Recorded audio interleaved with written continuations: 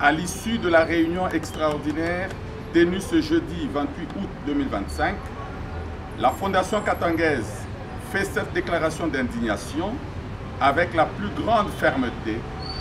face au procès de la honte intenté contre l'un de ses dignes fils, le président honoraire et sénateur à vie, Joseph Kabila Kabange. La Fondation Katangaise dénonce avec force l'absence totale de respect des règles élémentaires de procédure piétinées pour fabriquer un procès spectacle qui entraîne la perte de crédibilité de la justice, installe l'arbitraire et discrédite le pays devant la communauté internationale. La manipulation grossière de la justice congolaise, transformée en un instrument politique au service d'intérêts inavoués, banalise l'état de droit, aggrave les divisions et ouvre la voie à des crises sociales majeures. L'acharnement inqualifiable visant un homme d'État qui a pacifié et réunifié le pays, libéralisé la vie politique, organisé 3 cycles électoraux et offert la première alternance démocratique, humilie la République et le peuple entier, réveille des frustrations régionales et menace la cohésion nationale. L'odieux réquisitoire réclamant la peine de mort contre Joseph Kabila, véritable provocation contre la mémoire collective, incite à la haine politique, fait planer le risque d'embrasement généralisé et place le pouvoir face à une responsabilité historique dans un éventuel chaos national. La manœuvre ignoble consistant à renier l'identité du président Joseph Kabila Kabange et à lui attribuer des prétendues origines étrangères en dépit de sa filiation directe en tant que fils de Mzee Laurent Désiré Kabila, représente une falsification grave de l'histoire, une insulte à la mémoire collective et un ferment dangereux de stigmatisation et de haine aux conséquences potentiellement déstabilisatrices pour l'unité nationale et la paix civile. La communauté katangaise exprime sa désapprobation totale et qualifie ce procès de mascarade judiciaire et de règlement de comptes politiques.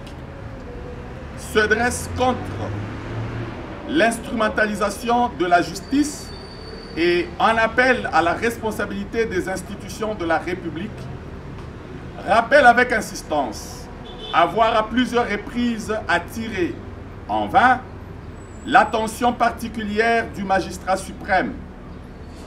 garant constitutionnel du bon fonctionnement des institutions face aux dérives actuelles. Dénonce sans ambiguïté ce réquisitoire dangereux qui n'est rien d'autre qu'un coup dur porté contre l'unité nationale et la cohésion sociale. Pour sa part, la Fondation Katangaise réaffirme avec conviction que Joseph Kabila Kabange, fils du Katanga et artisan de l'alternance démocratique, demeure un symbole de dignité, de courage, de sacrifice qui incarne l'honneur de toute une génération. Prends à témoin la communauté internationale dont le silence complice et coupable, aussi bien face à cette parodie de justice qu'aux arrestations ciblées des Katangais, civils et militaires, généraux, officiers et soldats, est désormais interprété sur la terre riche et digne du Katanga comme une complicité tacite. La Fondation Katangaise appelle le peuple katangais et l'ensemble du peuple congolais à rester vigilants et à ne pas laisser s'installer la logique du chaos par la criminalisation d'un adversaire politique. Pour nous, Katangais,